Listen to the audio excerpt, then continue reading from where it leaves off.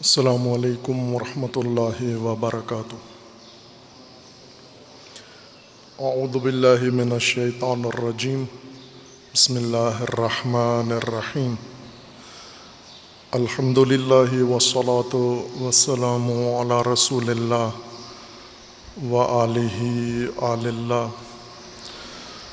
واللعنۃ الدائمۃ علی اعدائہم واعداء اللہ من یوم عداوتہم الی یوم لقاء اللہ۔ عباد اللہ اوصیکم ونفسی بتقوی اللہ، اتقوا اللہ فإن خیر الزاد التقوی۔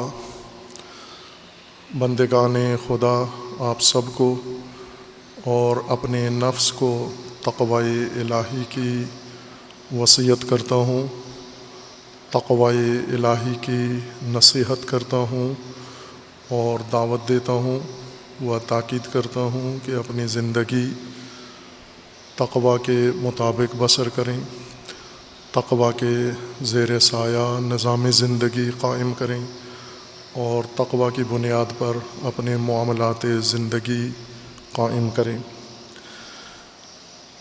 حق تعالیٰ نے انسانی زندگی کے تحفظ کے لیے حفاظتی تدبیر مقرر فرمائی ہے، جس کا عنوان تقوی قرار دیا ہے۔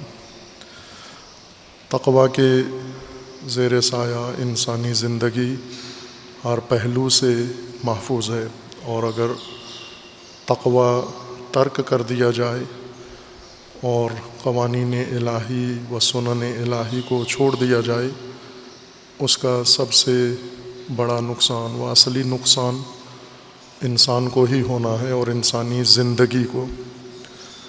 مختلف پہلو ہیں انسان کی زندگی کے، اور ہر پہلو کے لیے آفات ہیں، ہر پہلو کے لیے خطرات ہیں، ہر پہلو کے لیے بلایا ہیں اور مشکلات ہیں، اور ہر پہلو سے تقوی ہی انسان کی زندگی کو تحفظ دیتا ہے۔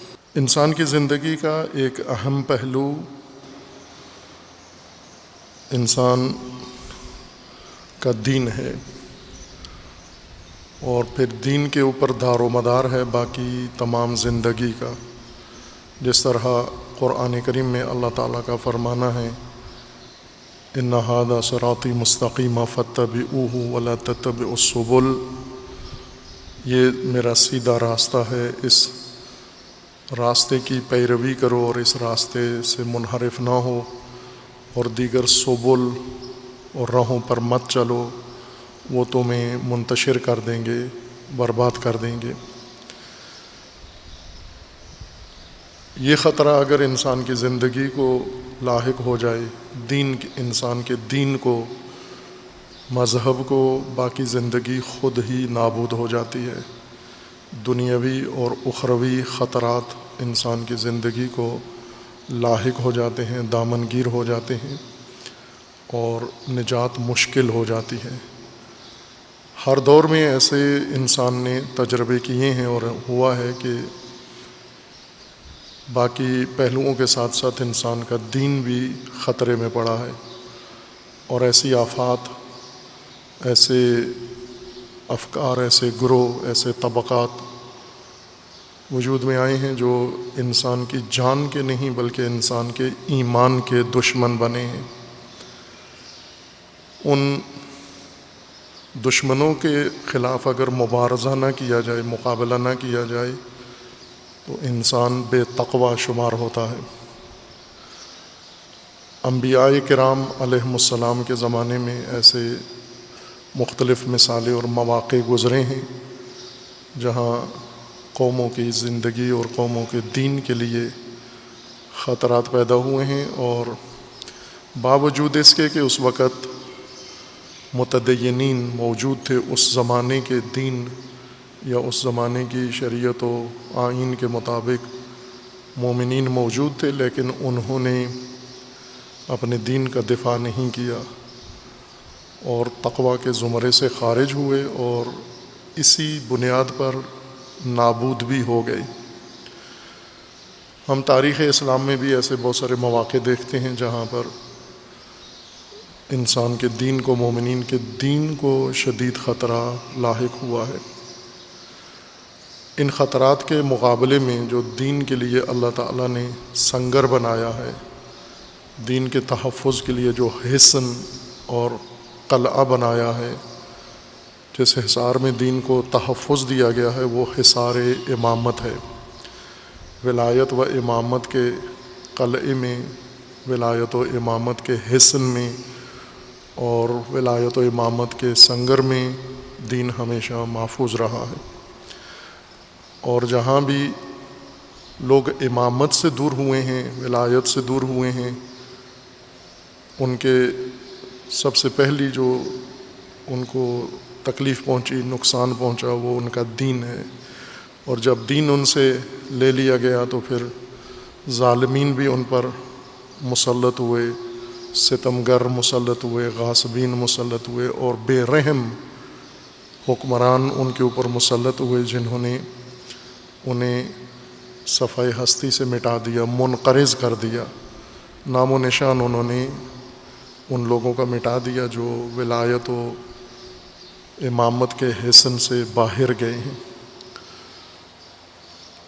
اب آج روز میلاد امام ہشتم حضرت علی ابن موسیٰ الرضا علیہ الصلاۃ والسلام ہے۔ تبریک و تہنیت عرض ہے تمام امت اسلامیہ کو، و بالخصوص راہروان راہ ولایت و امامت کو۔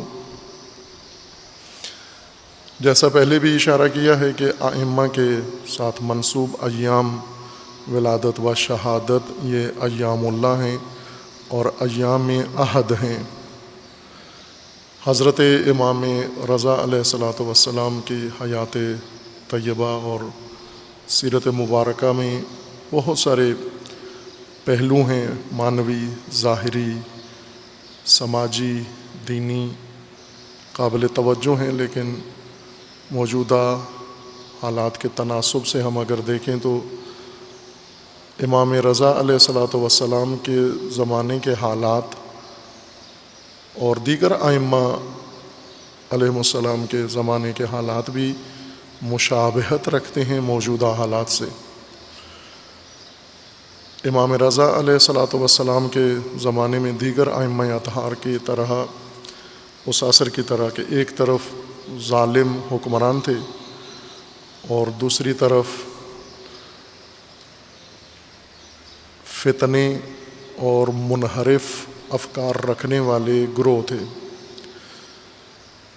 اور ان دونوں میں آپس میں تبانی تھی، ان دونوں میں آپس میں رابطہ تھا۔ ستمگر حکمران ائمہ علیہ السلام کے مقابلے میں منحرف گروہوں اور گمراہ گروہوں کی تقویت کرتے تھے، انہیں باقاعدہ مالی مدد دیتے، سماجی مدد دیتے، سیاسی طور پر ان کی تقویت کرتے تھے تاکہ وہ ائمہ ہدیٰ علیہ السلام کے مقابلے میں کھڑے ہوں۔ ظاہر ہے یہ کام دشمن نہیں کر سکتا کہ مخالفین ائمہ، دشمنان ائمہ ہدیٰ یہ ائمہ کے مقابلے میں کھڑے ہوں اور ایسا گروہ تشکیل دیں جس سے نظام امامت و ولایت کو نقصان پہنچائیں۔ یہ کام وہی کر سکتے تھے جو ائمہ ہدیٰ علیہ السلام سے منسوب تھے، یعنی شیعہ، نام نہاد شیعہ، جو نام کی حد تک شیعہ کہلاتے تھے لیکن نہ عمل میں وہ شیعہ تشیع کے معیار پر پورے اترتے تھے اور نہ ہی عقیدے اور ایمان کے لحاظ سے تشیع کی تعلیمات کے مطابق تھے۔ وہ لوگ واضح طور پر فاسد، گمراہ، منحرف لوگ تھے اور فاسد و گمراہ دھڑوں سے مربوط بھی تھے، خصوصاً حکومتی نظام سے یا بنو امیہ سے ان کا درپردہ تعلق ہوتا تھا، اور بنو امیہ سے زیادہ بنو عباس نے ائمہ کے مقابلے میں ان گروہوں کی تقویت کی ہے، ان گروہوں کو پالا ہے، بنایا ہے، جس میں سے بہت سارے ائمہ اہل بیت علیہ السلام کے اپنے خاندان کے بھی افراد تھے۔ ہر امام کے زمانے میں ایک تفصیل ہے ان لوگوں کی کہ کس قسم کے منحرف گروہ پیش آئے ہیں، اور یہ تاریخ عموماً آج کے شیعہ پر واضح نہیں ہے، بلکہ علماء بھی، چونکہ علماء بھی زیادہ تر علمی عالمانہ اپنا کردار کھو چکے ہیں۔ موجودہ زمانے کے علماء عالمانہ کردار معاشرے میں نہیں رکھتے، غیر عالمانہ کردار ادا کرنا چاہتے ہیں۔ مثلا مذہبی نام پر ہی اگر ہو یا بہت ہی اچھا سالم نیک کام کریں گے تو رفاہی و فلاحی کام اپنے ذمہ لے لیں گے کہ ظاہر ہے یہ بھی اچھا کام ضرور ہے لیکن عالمانہ نہیں ہے، چونکہ عام مومنین یہ کام علماء سے بہتر کر سکتے ہیں اور کر بھی رہے ہیں۔ اسی طرح سیاسی عمل، طاغوتی سیاست کے اندر طاغوتی سیاست کرنا، یہ بھی علماء کا ایک محبوب مشغلہ بن گیا ہے، اور دینی دلیلوں سے اور باتوں سے طاغوتی سیاست کے لیے جواز نکال کر اس عمل میں ایک بڑی تعداد اس میں شامل ہیں، یا پھر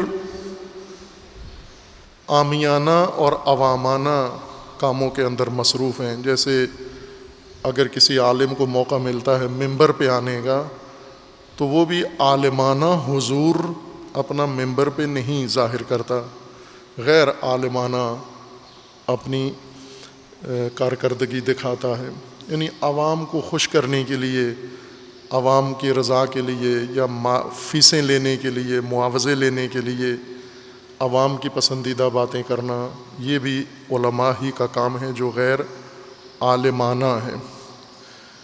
اور اسی طرح جہاں عالمانہ ان کا اپنا کردار ہے، جیسے مدارس علمیہ ہیں و حوزات علمیہ جن میں علماء اپنا عالمانہ کردار ادا کر سکتے ہیں، وہاں بھی فقط وقت گزارا جاتا ہے، وقت گزرانی ہے، ٹائم پاس ہوتا ہے۔ وہاں بھی آپ مدرسوں کی کارکردگی دیکھ لیں، پاکستان کے مدارس میں 70 سال میں کسی مدرسے نے کوئی تحقیقاتی کام کر کے قوم کے سامنے پیش کیا ہو، کوئی ایسا کتاب عالمانہ، تفسیر کی کتاب، حدیث کی کتاب، تاریخ کی کتاب، کوئی فقہی کتاب، یہ کوئی عالمانہ کردار ادا کیا ہو، یا حتیٰ کوئی عالمانہ طلاب تربیت کیے ہوں۔ اگر طلاب پاکستان میں علماء ہیں تو یہ سب پاکستان سے باہر بنے ہیں، یا قم میں علم حاصل کیا ہے یا نجف میں حاصل کیا ہے، جبکہ یہاں مدارس کی بھرمار ہے اور ان مدارس کا نظام علماء کے ہاتھ میں ہے، لیکن وہ علماء عالمانہ فعالیت مدرسوں میں نہیں رکھتے، غیر عالمانہ فعالیت ہے ان کی۔ اور اسی طرح عالم کا ایک کام امر بالمعروف و نہی عن المنکر ہے کہ آپ کو ڈھونڈنے سے بھی اپنے ملک میں نظر نہیں آتا کہ عالم کسی جگہ امر بالمعروف اور نہی عن المنکر کر رہا ہو۔ مکمل طور پر علماء عالمانہ کردار سے ہٹ گئے ہیں اور غیر عالمانہ فعالیت کثرت سے ہے ان کی۔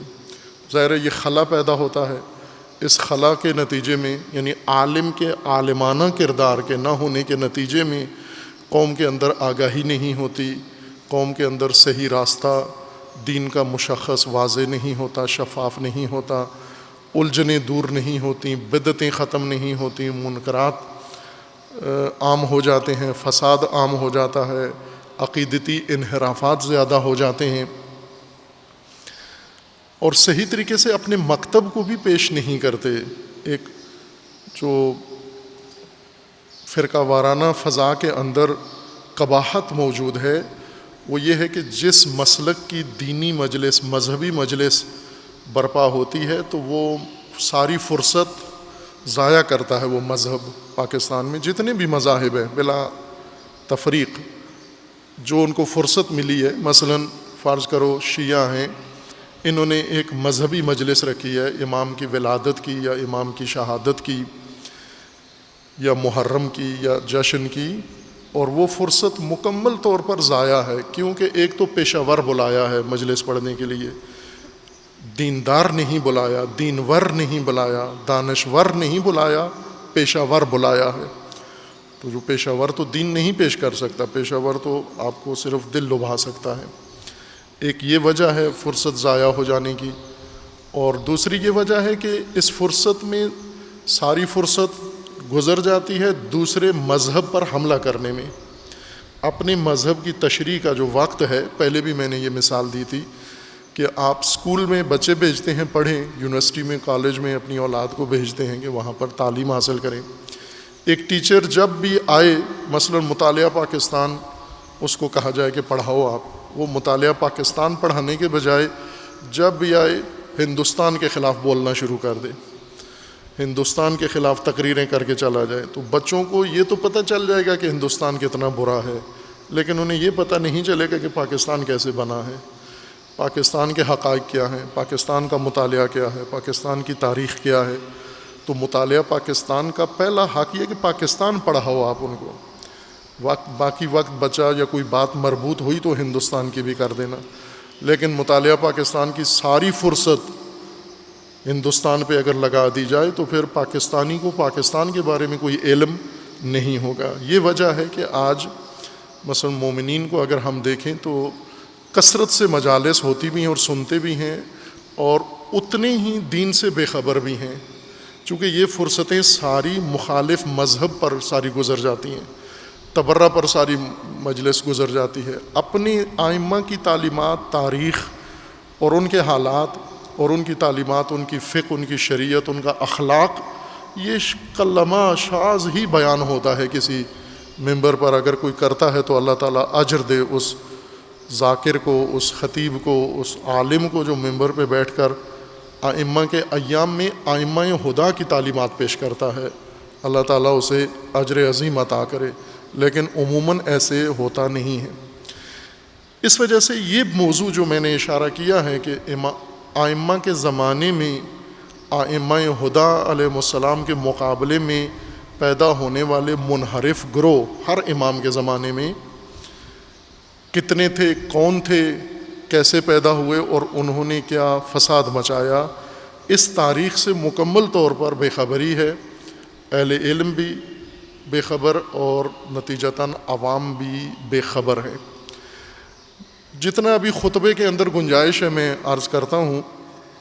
امام رضا علیہ الصلاۃ والسلام کے زمانے میں آپ کی امامت کا زمانہ جو گزرا امام موسیٰ کاظم علیہ الصلاۃ والسلام کے بعد، اس عہد امامت میں امام علیہ السلام کے امامت کے زمانے میں بہت سارے فرقے شیعہ اعتقاد رکھنے والے امام موسیٰ کاظم علیہ السلام کی امامت کے جو پیروکار تھے، ان کے اندر ایسے فرقے بنے، ایسے فتنے اٹھے، ایسے گمراہیاں ان کے اندر پیدا ہوئیں کہ یہی لوگ جو امام موسیٰ کاظم علیہ السلام کے زمانے میں شیعہ شمار ہوتے تھے، امام رضا علیہ السلام کے زمانہ امامت میں یہ منحرف، گمراہ اور فاسد شمار ہونے لگے، اور امام کے مقابلے میں اٹھ کے کھڑے ہوئے اور امام کے مقابلے میں فرقے بھی بنائے انہوں نے۔ متعدد گروہ ہیں، واقفیہ ایک عنوان ہے اور اس کے تحت کئی گروہ ہیں۔ واقفیہ ایک فرقہ نہیں ہے، واقفیہ وہ لوگ ہوتے تھے جو ایک امام کی امامت میں ان کو امام مانتے تھے اور ان کے بعد آنے والے امام کی امامت کے منکر ہو جاتے تھے۔ یہ ہر امام کے ساتھ یہ اتفاق ہوا ہے۔ مثلا کچھ ایسے لوگ تھے جو امام علی علیہ السلام کی امامت کے قائل تھے، لیکن امام علی علیہ السلام کے بعد امام حسن علیہ السلام کی امامت کے قائل نہیں ہوئے۔ امام حسن علیہ السلام کی امامت کے بعض معتقد تھے، امام حسین علیہ السلام کی امامت کے قائل نہیں ہوئے۔ امام حسین علیہ السلام کی امامت کے معتقد تھے، امام زین العابدین کی امامت کو قبول نہیں کیا اور مقابلے میں فرقہ بنا لیا، مقابلے میں ایک پورا مذہب بنا لیا۔ یہ تاریخی حقائق ہیں، آپ کی تاریخ کی کتابوں کے اندر لکھے ہوئے ہیں، اور علماء نے مستقل بھی ان موضوعات پر کتب لکھی ہیں۔ ان کتب میں ان کا عنوان ہے الفرق یا الملل والنحل، فرقے، مذاہب اور دھڑے اور گروہ جو مختلف تاریخ کے اوقات میں بنتے رہے اور اپنا کردار ادا کرتے رہے۔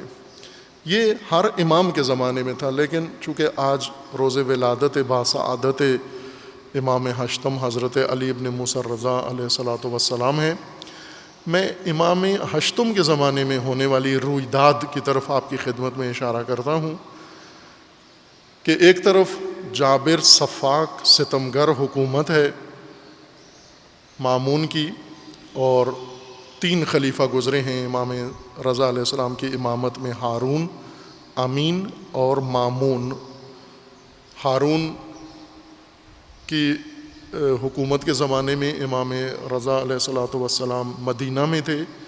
امین کچھ عرصے کے لیے مامون کا بھائی خلیفہ بنا، جانشین اپنے باپ کا بنا۔ یہ بھی بہت ستمگر انسان تھا، جس طرح باپ ان کا بہت ستمگر انسان تھا، اولاد اس کی اس سے بھی زیادہ ستمگر تھی۔ پھر اسی مامون کے ہاتھوں امین کی حکومت ختم ہوئی اور وہ قتل ہوا بہت بے دردی کے ساتھ۔ مامون نے اپنی خلافت قائم کی، حکومت قائم کی، اور اس زمانے تک امام رضا علیہ الصلاۃ والسلام اپنا عہد امامت مدینہ میں ہی گزار رہے تھے، بسر کر رہے تھے، اور عالم اسلام کی رہنمائی کر رہے تھے، بالخصوص تشیع کی رہبری و امامت فرما رہے تھے۔ مامون نے چال چلی اور پھر آخری 3 سال امام علیہ السلام کی حیات کے، اس میں امام کو مدینے سے منتقل کر لیا خراسان میں، طوس میں، جہاں ان کا بغداد کے بعد ان کا دارالخلافہ مامون نے ہی بنایا تھا۔ خوب یہ عہد تھا امامت کا، ایک میدان، ایک محاذ یہ ستمگر حکومتیں تھیں، ایک محاذ مخالف فرقے تھے جو شدت کے ساتھ تشیع کو سرکوب کر رہے تھے، زندیق تھے، ملحدین تھے، اور بعض مسلمان اسلامی فرقے تھے لیکن تشیع کے ساتھ تعصب رکھتے تھے، بنو امیہ کے زمانے میں بنے ہوئے اور بنو امیہ کی ذہنیت رکھنے والے، اور اسی طرح بنو عباس کے طرف سے جو معمور تھے یہ بھی موجود تھے، اور امام رضا علیہ السلام کے خلاف شدت سے یہ مصروف عمل تھے۔ لیکن ادھر سے تشیع کے اندر سے امام رضا علیہ السلام کے خلاف کئی گروہ کھڑے ہوئے، جن میں سے ایک واقفیہ سلسلہ ہے جو پہلے سے بھی چلے آ رہے تھے، اور ایک نیا سلسلہ امام رضا علیہ السلام کے مقابلے میں قائم ہوا۔ انہوں نے کہا کہ امام موسیٰ کاظم کی شہادت نہیں ہوئی بلکہ وہ پردہ غیبت میں چلے گئے ہیں، وہ امام آخر الزمان ہیں، امام مہدی ہیں، اور انہوں نے اپنے نمائندے مقرر کر دیے ہیں، ان کے بعد کوئی امام نہیں ہے۔ اس طرح کے فاسد عقائد بنا کر لوگوں کے اندر ان کو تشہیر کیا، اور عہد امامت امام رضا علیہ السلام میں یہ دشواری کھڑی کر دی۔ اس کے ساتھ ایک اور گروہ بہت ہی غلیظ اور پلید، امام علیہ السلام نے خود اس کے لیے یہ لفظ استعمال کیا ہے کہ یہ غلیظ و پلید و نجس ہے، اور بلکہ اللہ سے دعا مانگی ہے کہ مجھے اس رجس اور اس نجس سے خدایا مجھے محفوظ رکھ۔ وہ تھے غالی، امام رضا علیہ السلام کے زمانے میں غالی لوگ، غلو کرنے والے، غلو غین لام واو، غلو نہیں اس کو پڑھا کریں، گلو کی طرح غلو نہ پڑھے اس کو، غلو۔ غالی وہ لوگ ہوتے ہیں جو اہل بیت علیہ السلام کو، یا کسی بھی آدمی کو، کسی نبی کو، کسی امام کو، کسی پیر کو، کسی مرشد کو، کسی قطب کو، مخلوق کی حد سے بڑھا کر خالق کے درجے پہ پہنچا دیں، اللہ کی صفات اس کے لیے قائل ہو جائیں، جیسے ابھی بھی ہیں یہ غالی، ابھی بھی ہیں۔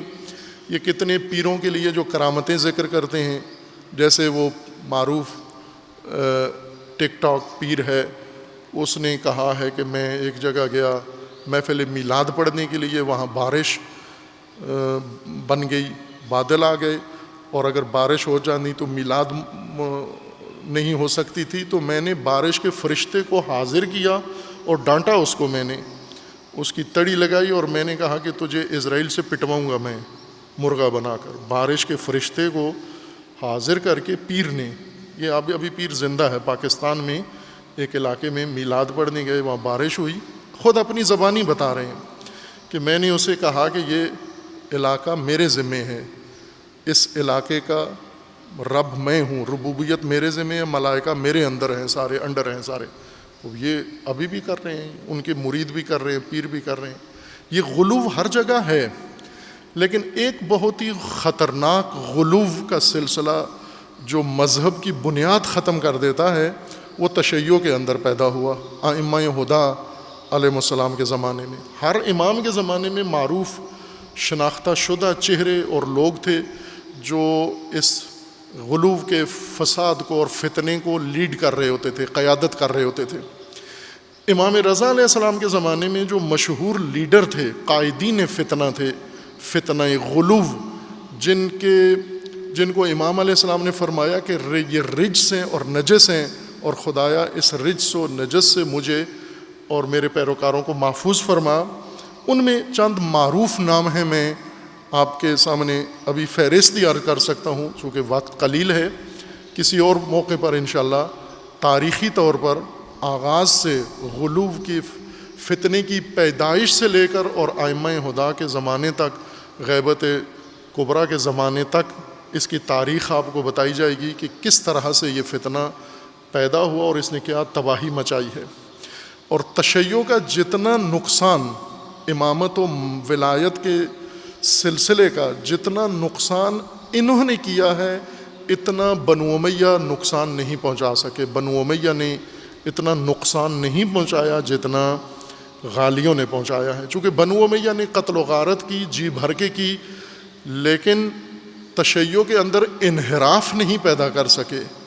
بنو امیہ نے قتل و غارت کی، ائمہ ہدا اہل بیت علیہ السلام کی اور ان کے پیروکاروں کی، لیکن اس سلسلے کے اندر گمراہی پیدا نہیں کر سکے.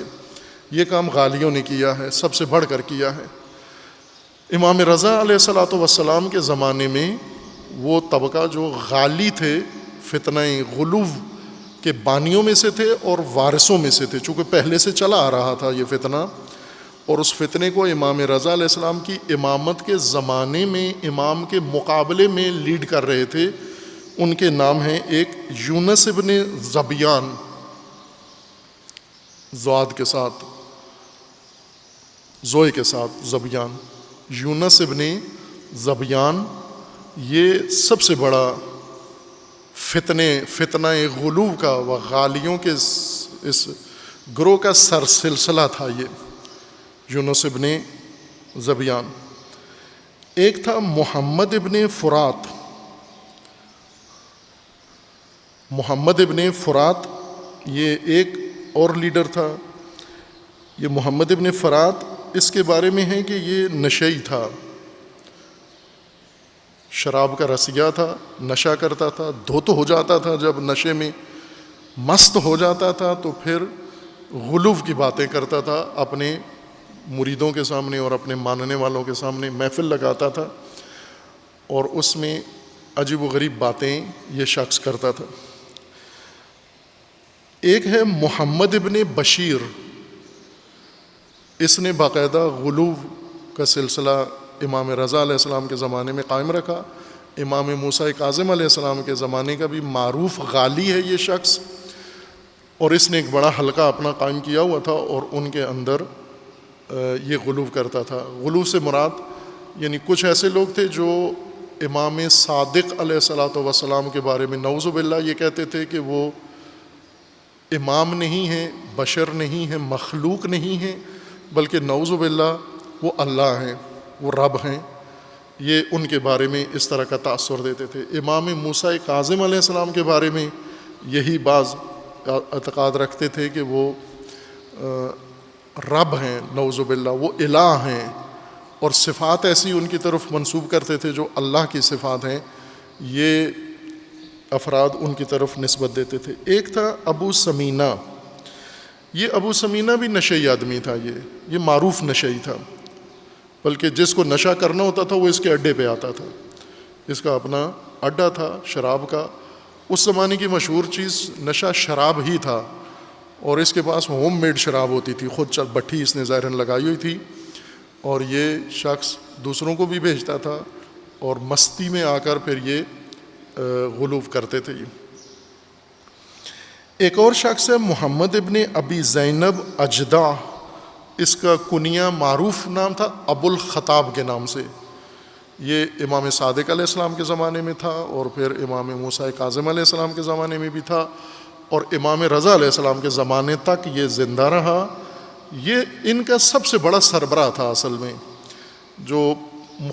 یہ جو نام میں نے لیے یہ کوفہ کے تھے، بعض کوفہ کے غالی تھے، بعض بصرہ کے غالی تھے، بعض خراسان کے تھے، اور یہ ان سب کا بڑا مرشد تھا. ابو الخطاب محمد ابن ابی زینب اجدع، اس نے خود دعویٰ کیا تھا رسالت کا. پہلے اس نے دعویٰ کیا تھا امام کے بارے میں کہ امام کو یعنی حد انسان یا حد مخلوق سے بالاتر لے جا کر اللہ کا درجہ دیا، نعوذ باللہ. اور پھر یہ کہا کہ امام کو پہلے کہا کہ یہ امام نہیں ہے بلکہ نعوذ باللہ الہ ہیں، اور اپنا یہ کہا کہ مجھے انہوں نے رسالت پر مبعوث کیا ہے، میں مبعوث بے رسالت ہوا ہوں. اپنے آپ کو رسول کہتا تھا. یونس ابن زبیان جب ابو الخطاب کی بیٹی مری، اس کا جنازہ یونس ابن زبیان نے، اس غالی نے پڑھایا، اور اس کی قبر پر اس نے سلام یہ پڑھا، السلام علیک یا بنت رسول اللہ.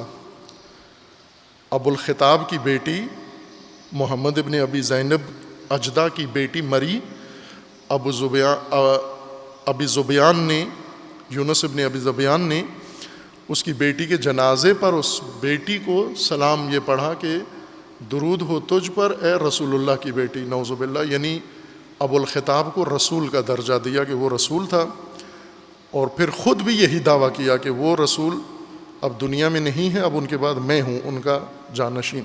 یعنی ائمہ سے شروع کرتے تھے کہ ائمہ کو الوہیت کا درجہ دیتے تھے، پھر اپنا رابطہ اس الوہیت سے خود قائم کرتے تھے کہ وہ الہ ہیں اور ان کی طرف سے ہم پر وحی نازل ہوتی ہے. اور اس طرح یہ نادان، نافہم، کم فہم شیعوں کو گمراہ کر کے ان کے دلوں کے اندر شکوک و شبہات پیدا کر کے، اور انہیں دین سے، توحید سے، اسلام سے، قرآن سے، ہر چیز سے انہیں یہ بہکا دیتے تھے، گمراہ کر کے، اور ایک بہت بڑا فتنہ ائمہ کے مقابلے میں کھڑا کر دیتے تھے. اب بظاہر عام آدمی یہ سمجھتے تھے کہ شاید یہ امامت کے حامی ہیں، چونکہ جو غلو کرتا ہے، جیسے آج کل کے پیر ہیں، ان پیروں کے مرید کچھ تو ایسے ہیں جو ان کو پیر ہی سمجھتے ہیں، پیر بے کرامت، یہ سمجھتے ہیں کہ یہ پیر ہیں لیکن کرامت کوئی بھی نہیں ہے. ایک درجہ مریدوں کا یہ ہوتا ہے کہ نہیں، اچھی شخصیت، مانوی شخصیت اور متدین شخصیت سمجھتے ہیں، نیک عبادت گزار لوگ ان کو سمجھتے ہیں. ایک طبقہ مریدوں کا یہ ہوتا ہے. ایک طبقہ مریدوں کا یہ ہوتا ہے کہ وہ اپنے پیروں کے لیے کرامتیں ضرور قائل ہو جاتے ہیں کہ ان پیروں کی کرامت ہے یہ، اور ذکر بھی کرتے ہیں کہ پیر نے یہ کیا، پیر نے وہ کیا، فلاں کیا، کہ وہ ظاہر ہے انہیں کسی نے بتائی ہوتی ہے، یہ بھی اس کو سن کر یقین کر لیتے ہیں. اور کچھ ایسے ہوتے ہیں جو پیروں کے بارے میں بہت غلو کرتے ہیں، یہی جیسے بارش کے فرشتے کو حکم دینے والا پیر ہے، وہ مرید اس کے مان لیتے ہیں کہ یہ کرتا ہے ایسے. اب جب بارش کے فرشتے پر کمان ہے کسی کی، یا دیگر فرشتوں کے اوپر اگر کسی کو مل گئی ہے یہ صلاحیت، تو پھر مطلب یہ ہوا کہ وہ اللہ کا درجہ رکھتا ہے، نعوذ باللہ. اور اب اس نے آگے اپنے نمائندے مقرر کرنے ہیں، پھر وہ ممکن ہے بعض جگہ خلیفے کہلاتے ہوں، بسا اوقات وہ رسول کہلاتے ہوں. یہ شخص یونس ابن زبیان ابو الخطاب کی بیٹی کے جنازے میں یہ کہہ رہا ہے کہ اے رسول اللہ کی بیٹی تجھ پر سلام ہو.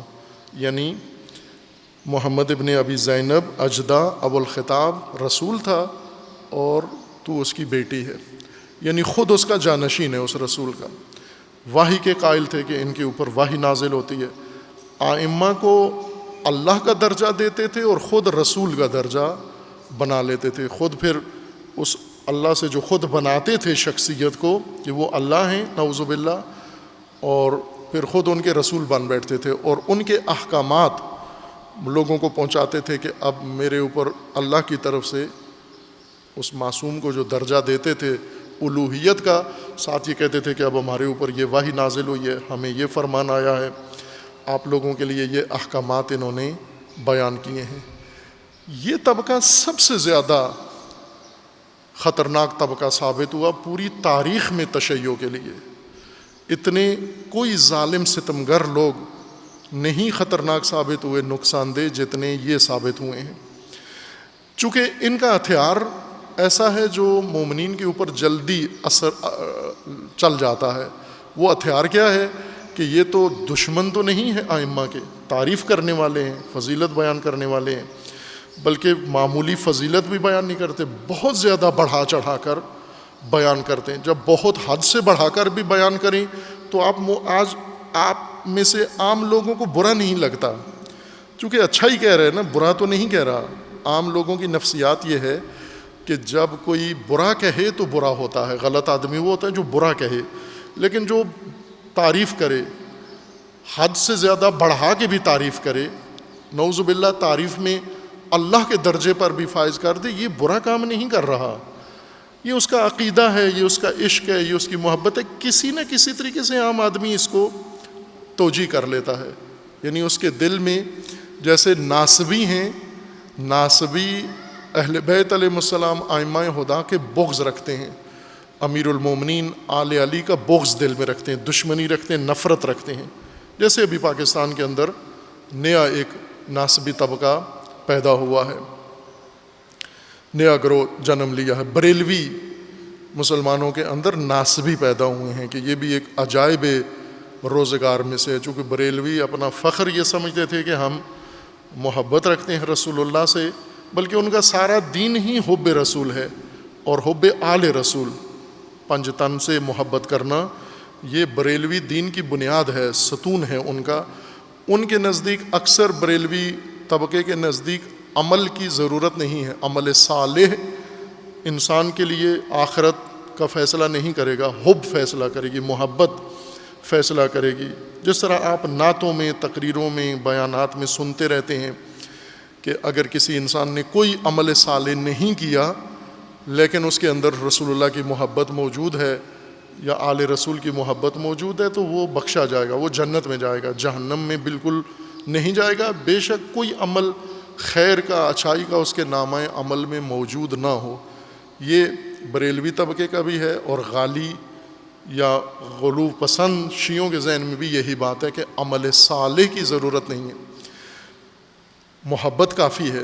امام رضا علیہ السلام سے ایک حدیث منقول ہے، امام علیہ السلام نے اپنے شاگردوں کو اور شیعوں کو اور اپنے شاگردوں کو یہ فرمایا کہ محبت اہل بیت پر اعتماد کر کے عمل صالح کو ترک نہ کرنا، اور اسی طرح عبادتوں پر اور اعمال صالحہ پر اعتماد کر کے حب اہل بیت کو ترک نہ کر دینا، کہ ان میں سے کوئی بھی تمہیں تنہا نجات نہیں دے سکتا، کہ اگر اہل بیت کی محبت پر اعتماد بھروسہ کر کے اعمال صالحہ چھوڑ دیے تو بھی نجات نہیں ہے تمہارے لیے بغیر اعمال صالحہ کے۔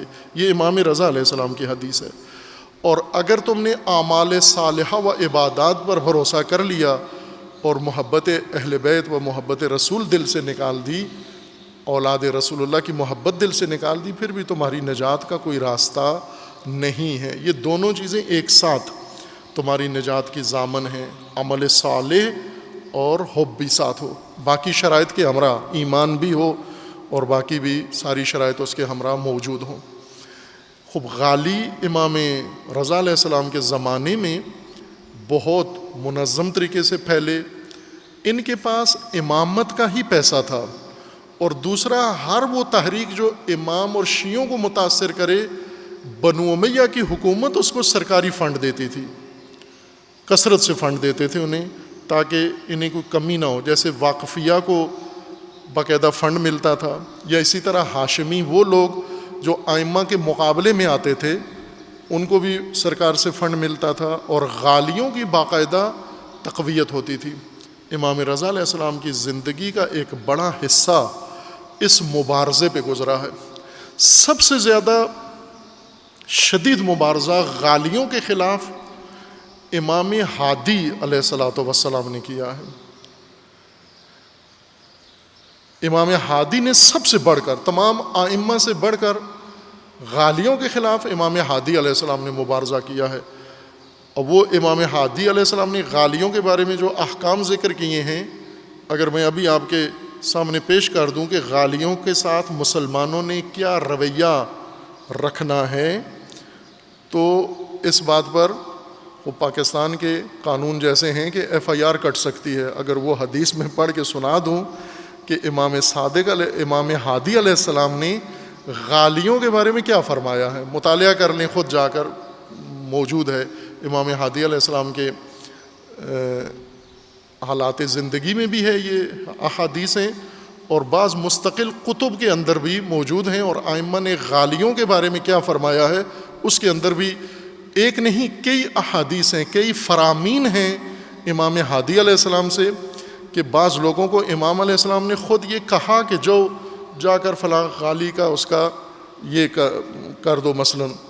یہ ائمہ کے احکامات تھے اپنے زمانے کے اندر، اس لیے میں کہہ رہا ہوں کہ وہ پاکستان کے قانون میں FIR کٹتی ہے اگر وہ حدیث بھی پڑھ کے سنوں میں آپ کو۔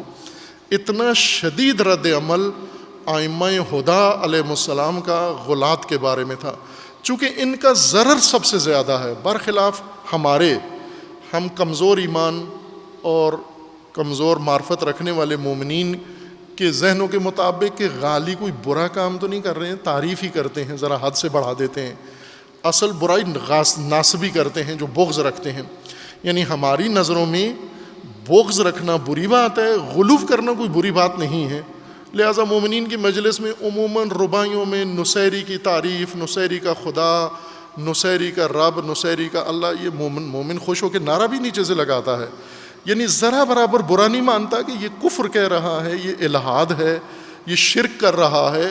مومن کے ماتھے پہ شکن بھی نہیں پڑتی، بلکہ دل سے ایک سرور، لطف بھی لیتے ہیں کہ اگر چلو میں نہیں ہوں معتقد لیکن یہ بھی تعریف تو کر رہا ہے، میرے مولا کی ہی تعریف کر رہا ہے۔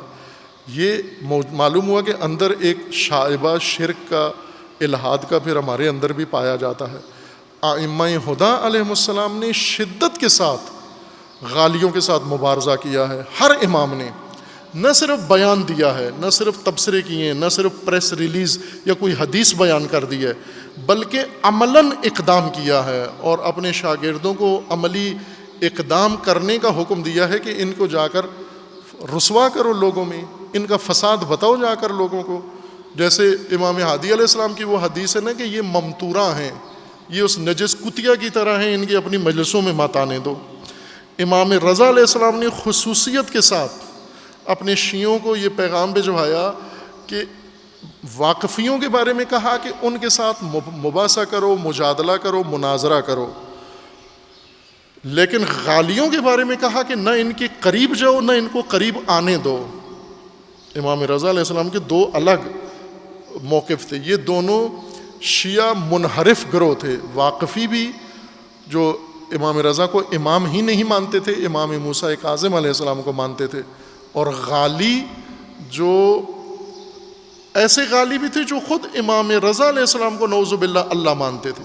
وہ یہ سمجھتے تھے، یہ ان کی ایک سیاسی چال تھی، اصل میں مانتے نہیں تھے، یہ مفاد پرست لوگ تھے، یہ مالی سود کے لیے ضعیف اعتقاد رکھنے والے لوگوں کو گمراہ کر کے ان سے پیسے لینے کے لیے یا اپنے کچھ اور دھندے کرنے کے لیے یہ حرکتیں کرتے تھے۔ یوں نہیں تھا کہ واقعاً دل سے معتقد تھے ائمہ کی الوہیت کے۔ اکثر ایسے تھے جو ائمہ کو دل سے نہیں مانتے تھے، نہ امام مانتے تھے نعوذ باللہ، اور نہ ہی اللہ، نعوذ باللہ اللہ بھی نہیں مانتے تھے، لیکن کہتے تھے کہ یہ اللہ ہیں۔ کیوں کہتے تھے؟ چونکہ ان کو اللہ ثابت کر کے خود رسول بننا ہے، انہوں نے ان کو نعوذ باللہ اللہ کا درجہ دے کر خود ان کا سفیر بننا ہے، نمائندہ بننا ہے، پیغمبر بننا ہے، اور ظاہر اللہ تک تو رسائی نہیں ہے لوگوں کی، رسول تک ہے، لہٰذا رسول بن کے لوگوں کو ورگلانے، اور اکثر یہ دھندا کرتے تھے، یہ اس طرح کی حرکتیں کرتے تھے، ابھی بھی موجودہ بھی اسی طرح سے انجام دے رہے ہیں۔ امام رضا علیہ الصلوۃ والسلام کی زندگی کا اکثر ایک مبارزہ کا حصہ ان منحرف گروہوں کے مقابلے میں قیام تھا اور اقدام تھا، اور اپنے شیعوں کو ان کی طرف متوجہ کیا کہ یہ فتنہ ہے، ان کو اپنے قریب مت آنے دو اور ان کے قریب مت جاؤ تم۔ بعض اپنے شاگردوں کو، علماء کو کہتے تھے کہ واقفیوں کو جا کے سمجھاؤ، یا واقفیوں کے پراپیگنڈے سے جو متاثر ہو چکے ہیں ان کے ذہنوں میں جا کر وضاحت کرو، ان کے مغالطے لوگوں کے دلوں سے دور کرو۔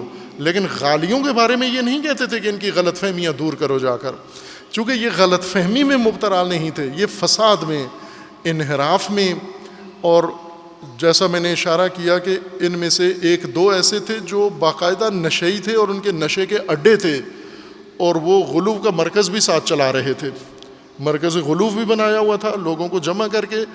اب لوگ کیوں غالی بنتے تھے؟ چونکہ انہیں شراب ملتی تھی، وہاں سے مفت نشہ ملتا تھا۔ اب نشئی کو گھر سے تو پیسے نہیں ملتے نشے کے لیے، اس کو تو کہیں نہ کہیں سے پیسے چاہیے ہوتے ہیں، چوری کر لیتا ہے، چھپا لیتا ہے، گھر کا سامان بیچ دیتا ہے، اپنے بچیوں کے یا اولاد کے جوتے کپڑے بیچ دیتا ہے، زیورات بیچ دیتا ہے۔ آج بھی نشئی یہ کام کرتے ہیں۔ اس وقت بھی نشے کے لیے ان کو ضرورت ہوتی کہ کسی اڈے پر، کسی دربار پر، نشے کے دربار پر ان کا آنا جانا ہو، اور یہ غالی سرپرستی کرتے تھے ان اڈوں کی، اور نشے کے ذریعے سے ہتھیار بنا کر لوگوں کو نعرے لگواتے تھے وہ غلو کے اور نعوذ باللہ ائمہ کی الوہیت کے۔ یہ تمام ائمہ ہدیٰ علیہ السلام کے زمانے کا ایک اہم باب ہے جو پیش نہیں ہوتا، بیان نہیں ہوتا، چھپا ہوا باب ہے کہ ائمہ ہدیٰ نے کس قدر مبارزہ کیا، مقابلہ کیا غلو کا، اس فتنے کا جو تشیع کو سب سے زیادہ نقصان اس نے پہنچایا ہے۔ آج بھی تشیع اگر بدنام ہے تو ان کی وجہ سے بدنام ہے۔ یہ غالی یعنی ملحد، غالی یعنی مشرک، غالی یعنی غیر مسلم، شیعہ تو دور کی بات ہے، مسلم نہیں ہے، چونکہ جب کسی غیر اللہ کو اللہ کا درجہ دیتا ہے تو وہ اسلام کے دائرے سے وہیں خارج ہو جاتا ہے۔ لیکن یہ کر کے بھی ان کو پروٹوکول مسلمان والا ملتا ہے، ان کے لنگر کھاتے ہیں جا کر، مومنین چلے جاتے ہیں مولا کی مجلس سے، مشرک ملحد لنگر پکا رہا ہے، آپ کافر ہندو کا نہیں کھاتے ہو، غالی کا کھا لیتے ہو۔ ہندو اور غالی میں کیا فرق ہے؟ ہندو اور ملحد میں کیا فرق ہے؟ اس کے ہاتھ کا نہیں کھاتے ہو، اس کے ہاتھ کا کھاتے ہو۔ یہ لوگوں کے اندر ایک تاثیر ہے اس کی، اس وجہ سے ائمہ ہدیٰ نے ان کے خلاف زیادہ سختی خود بھی کی اور شیعوں کو بھی حکم دیا کہ ان کے ساتھ سختی سے پیش ہو، کہ یہ تشیع کی تباہی کا باعث بن سکتے ہیں۔ علماء اکرام نے تاریخ بھر میں غلو کے خلاف اپنی مکمل زندگیاں وقف کی ہیں، کتب لکھی ہیں، تحقیقات کی ہیں، 20 کتابیں موجود ہیں، روایات ہر امام سے غلو کی مذمت میں اور غلو کی رد میں فراوان، ایک سے زیادہ یا 10 احادیث ہر امام سے منقول ہیں جو علماء نے جمع کی ہیں۔ ان سے مومنین کو آشنائی ہونی چاہیے، ان سے مومنین کو خبر ہونی چاہیے کہ سب سے زیادہ جو طبقہ تباہی تک لے جا رہا ہے، میں بعد میں توفیق ہوئی تو حالات حاضرہ میں اشارہ کروں گا کہ آج ان کے ہاتھوں سے تشیع کو کیا نقصان پہنچ رہا ہے، اور جتنا تاریخ میں پہنچ چکا ہے۔ خود پاکستان کے اندر جتنے ہزاروں شیعہ شہید ہوئے ہیں، اس سب میں قاتلوں میں یہی شامل ہیں، یہی غالی۔ انہوں نے در حقیقت تشیع کے قتل کا جواز انہوں نے فراہم کیا ہے، وہ اشتعال انگیزی انہوں نے کی اور ابھی بھی کر رہے ہیں، اس وقت بھی مشغول ہیں۔ اور یہ ائمہ کی سنت ہے، ائمہ کی سیرت ہے، وہ سیرت جو ہم پر مخفی ہے، جو ہمیں نہیں بتائی گئی، ہم نے خود بھی نہیں پڑھی اور کسی پڑھے لکھے نے ہمارے سامنے بیان بھی نہیں کی کہ غالیوں کے مقابلے میں ائمہ کا رویہ کتنا شدید اور کتنا سخت رویہ تھا۔ مومنوں کا اتنا ہی نرم ہے، بالکل مومنوں کا رویہ امام رضا علیہ السلام کے مقابلے میں ہے کہ امام رضا جس سے نفرت کرتے ہیں مومن اس سے نفرت نہیں کرتے۔ امام رضا علیہ السلام کو نفرت تھی ان لوگوں سے، شدید نفرت تھی۔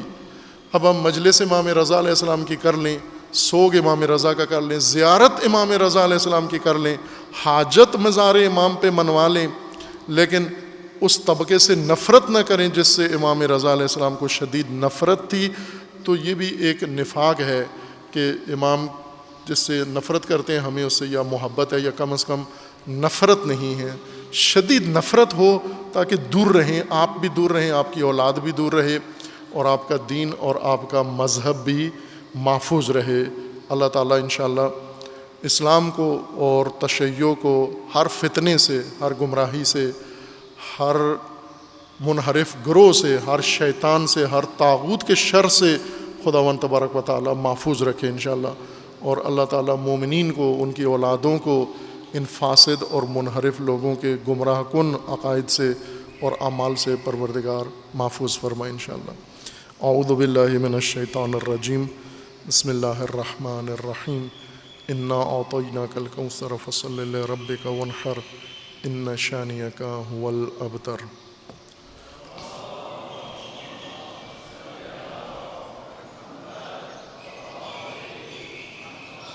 اعوذ باللہ من الشیطان الرجیم، بسم اللہ الرحمن الرحیم،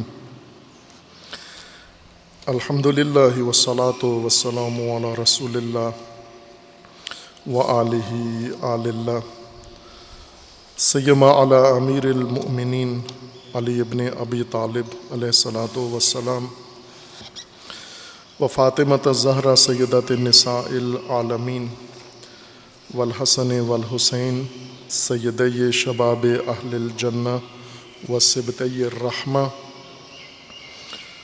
و علی ابن الحسین و محمد ابن علی و جعفر ابن محمد و موسیٰ ابن جعفر و علی ابن موسیٰ و محمد ابن علی و علی ابن محمد والحسن ابن علی والحجت ابن الحسن القائم المنتظر المہدی، حجج اللہ علی عبادہ و امناؤہ فی بلادہ، واللعن علی اعدائہم اجمعین من الآن الی قیام یوم الدین۔ عباد اللہ اوصیکم و نفسی بتقوی اللہ، اتقوا اللہ فإن خیر الزاد التقوی۔ بندگان خدا، آپ سب کو اور اپنے نفس کو تقوی الہی کی وصیت کرتا ہوں، تقوی الہی کی نصیحت کرتا ہوں، تقوی الہی کی جانب دعوت دیتا ہوں، اور تاکید کرتا ہوں کہ اپنی زندگی تقوی کے مطابق بسر کریں، تقوی کے زیر سایہ زندگی گزاریں، تقوی کی بنیاد پر زندگی کا نظام قائم کریں، اور تقوی کے دائرے میں تمام معاملات زندگی بسر کریں۔ حق تعالیٰ نے انسانی زندگی کے تحفظ کے لیے، حفاظت کے لیے، حفاظتی تدبیر کے طور پر تقوی کو مقرر فرمایا ہے۔ تقوی معنوی یا ظاہری حالت کا نام نہیں ہے، بلکہ تقوی حفاظتی تدبیر ہے جو انسانی زندگی کے اوپر لاگو ہونی ہے، نافذ ہونی ہے، اور زندگی کو اس نے تحفظ دینا ہے۔ اس تقوی کے نظام کو انسان نے قائم کرنا ہے، انسان نے برپا کرنا ہے۔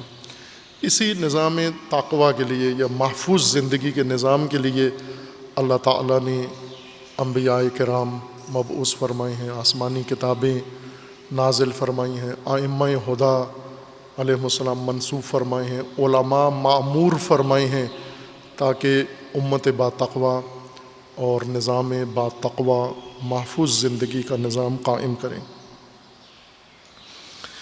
اس نظام کے قیام کے لیے ایک اہتمام خصوصیت کے ساتھ کیا گیا ہے، اور وہ ہفتگی عبادت ہے، عبادت جمعہ، روز جمعہ، اور اس کے اندر مخصوص نوعیت کی عبادت، بالخصوص نماز، اور نماز بھی اس ترکیب کے ساتھ کہ جس میں 2 خطبے ہوں اور 2 رکعت نماز ہو، اور خطبات میں تقوی کی تاکید حتمی کی جائے، ورنہ تقوی کا رکن پورا نہیں ہوتا اور نماز بھی درست نہیں ہوتی اگر خطبہ ٹھیک نہ ہوتا۔ لیکن مومنین کے اندر خود یہ منبع تقوی کا اور یہ عامل بہت مؤثر تقوی کے نظام کے لیے جو اللہ نے مقرر فرمایا ہے، یہ بجائے خود شبہات کا شکار ہو گیا، اس کی اہمیت نہ ہونے کے برابر ہو گئی، واجب کل عدم واجب کے طور پر ہوا، اور عملاً اس دین شناسی نے عملی طور پر انسانوں کے اندر نماز جمعہ کا محرک ختم کر دیا۔ میں فقہ امامیہ کی بات کر رہا ہوں۔ اہل سنت میں کوئی ایسا شبہہ پیدا نہیں ہوا وجوب نماز جمعہ کے بارے میں، اور جزیات میں یا ان کی خصوصیات میں ان کے فقہاء میں اختلاف ہے، لیکن اس طرح کا نہیں ہے جو امامیہ کے اندر موجود ہے، یہ شبہہ کہ واجب ہی نہیں ہے نماز جمعہ۔ اس طرح کا شبہہ نص قرآن کے مقابلے میں اہل سنت میں پیش نہیں آیا، فقہ امامیہ میں پیش آیا ہے۔ فقہائے امامیہ میں شہید ثانی رحمۃ اللہ علیہ، جو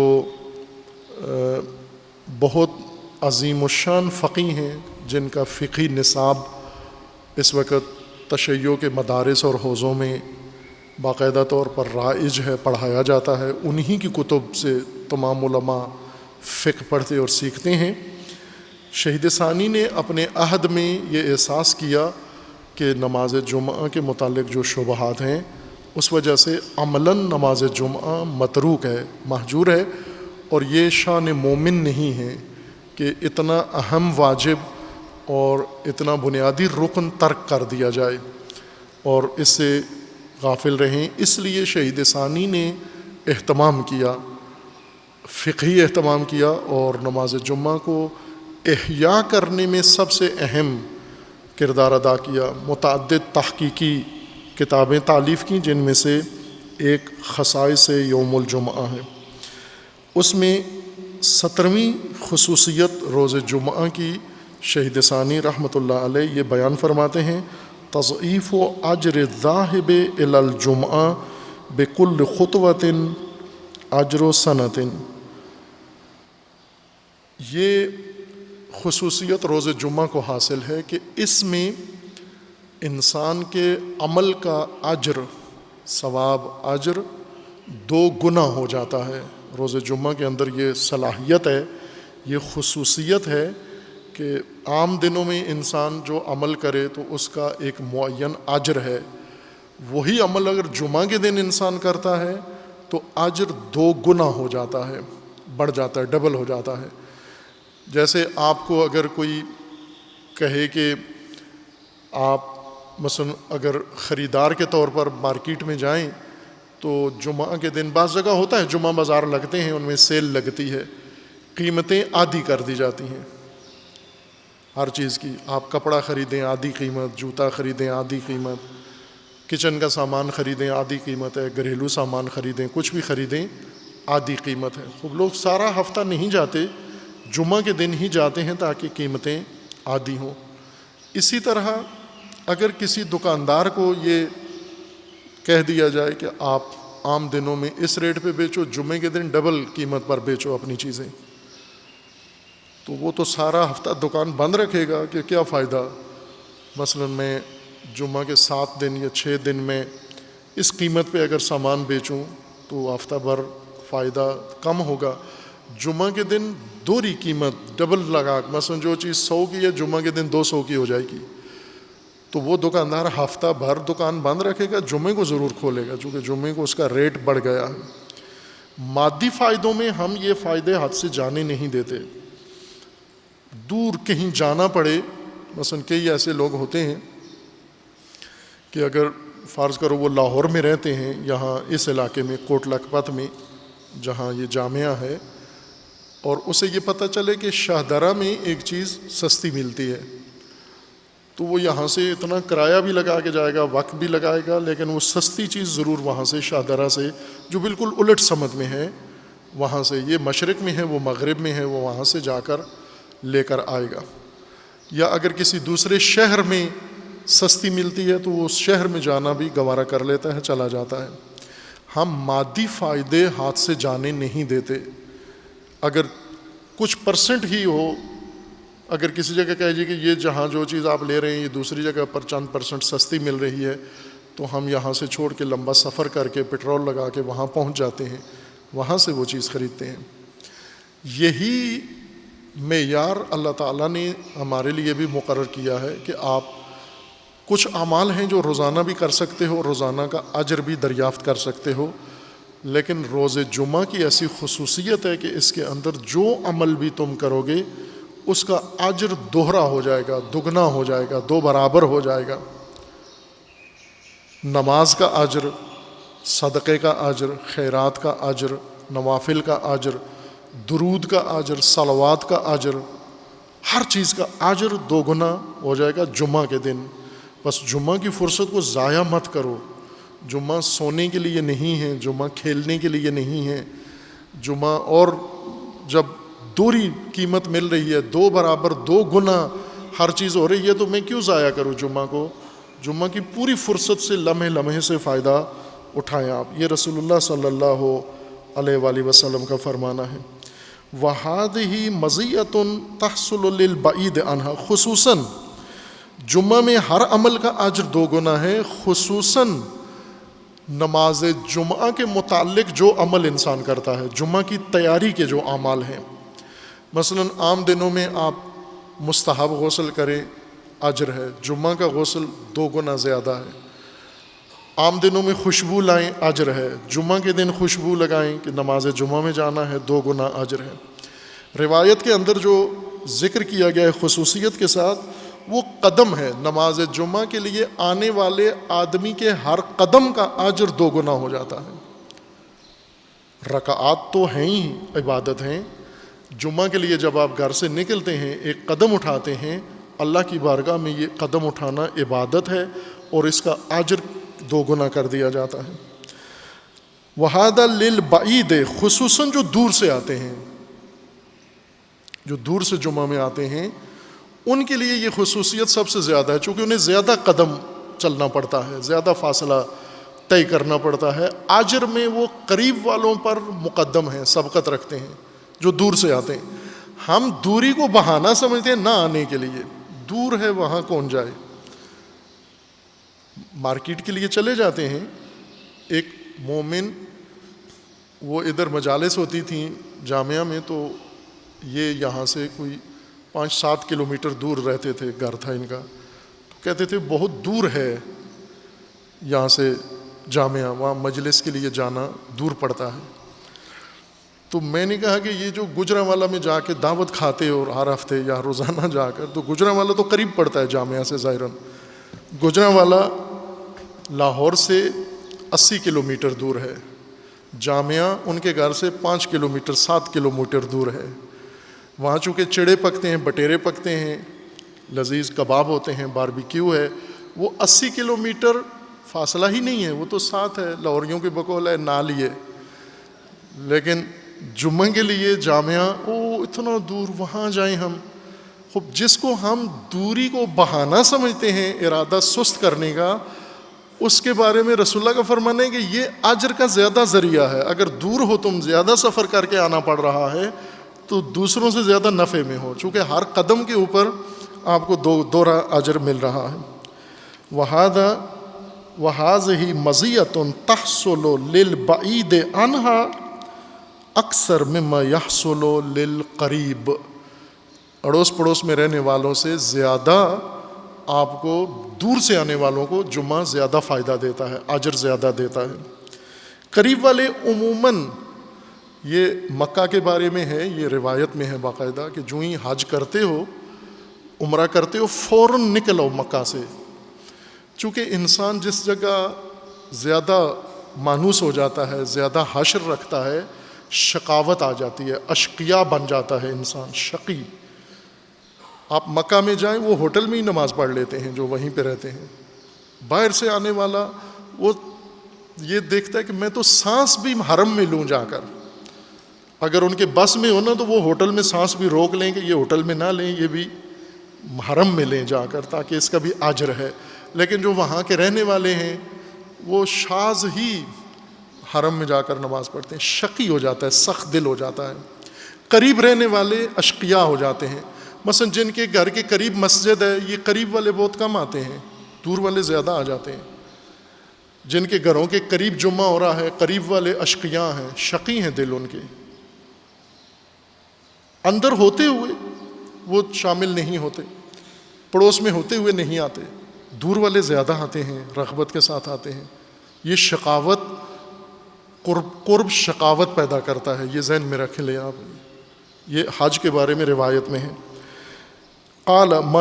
قال صلی اللہ علیہ وآلہ وسلم، رسول اللہ صلی اللہ علیہ وآلہ وسلم کا فرمان ہے، من اغتسل یوم الجمعہ، جس نے روز جمعہ، ہر حدیث کے اندر روز جمعہ کا پورا وہ پروٹوکول بتایا جاتا ہے کہ جمعہ کا پروٹوکول کیا ہے، کیا کرنا ہے مومن کو، پورا تکرار ہوتا ہے ہر روایت کے اندر کہ روز جمعہ کو آپ نے غسل کرنا ہے.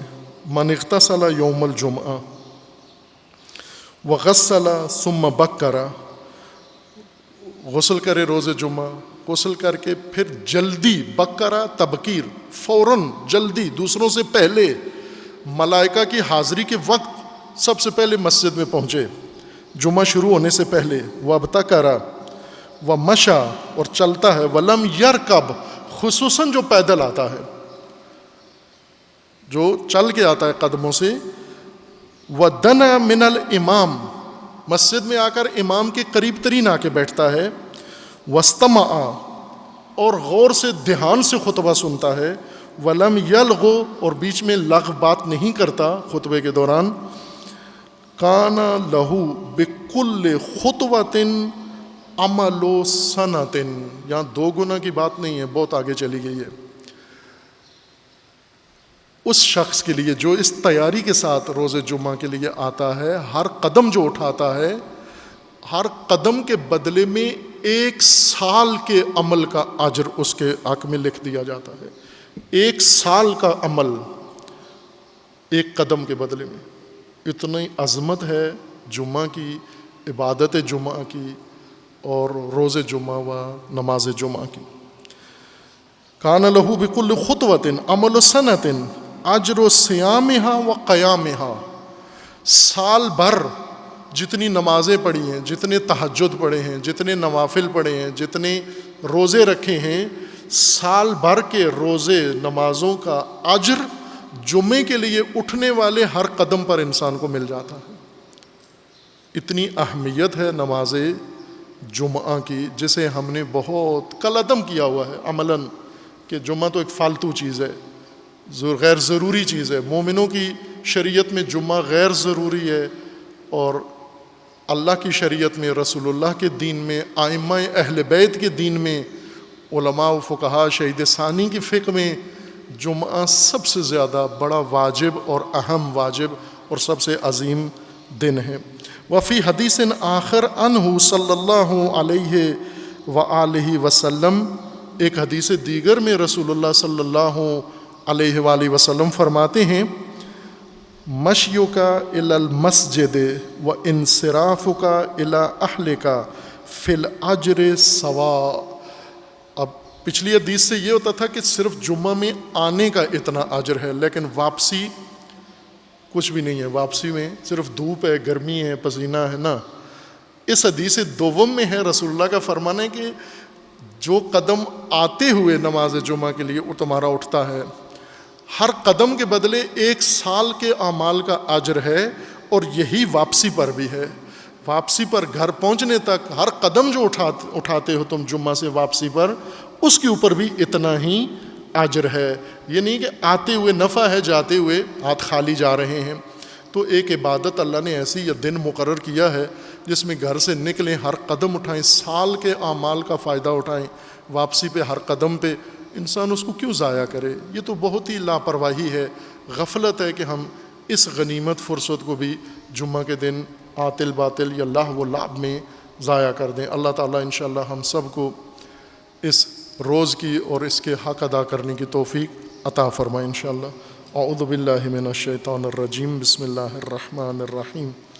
قل هو اللہ احد اللہ الصمد لم یلد ولم یولد ولم یکن لہ کفوا احد.